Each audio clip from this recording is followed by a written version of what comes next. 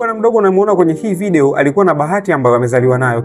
Kila akiangaliana uso kwa uso na mwanamke, basi huyo mwanamke anampenda. Kitu cha ajabu zaidi ni kwamba siku ya kwanza anaingia kazini akamkuta bosi wake pale. Wakati amemkuta bosi wake, akatamani na bosi wake pia ampende. Lakini kitu cha ajabu zaidi ni kwamba huyu mwanamke alikuwa anamkwepa, kutaka hata kumwangalia usoni. Baada ya kutotaka kumwangalia usoni, bwana mdogo akaamua kutafuta sababu mbalimbali, akawa anafanya matendo ya ovyo hapo ofisini ili kumkela huyu mwanamke aje amwangalie usoni. Akawa anapiga kelele na mziki mkubwa kweli kweli hapo ofisini. Siku moja huyu mwanamke akawa ameshikwa na hasira, ndipo akaamua kumfuata bwana mdogo, akawa anamchana ukweli. Lakini cha ajabu zaidi ni kwamba alimwangalia usoni na wala hata kufall in love. Kitu ambacho huyu bwana mdogo kilimshangaza kweli kweli. Siku hii nyingine ambayo ilikuwa ni siku ambayo huyu mwanamke amefanya kazi na ukawa umepita muda mrefu sana.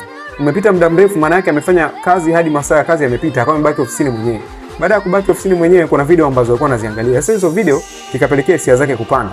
Alichofanya huyu mwanamke akaamua kuchukua sheria mkononi, wale wazee wa kujimaliza.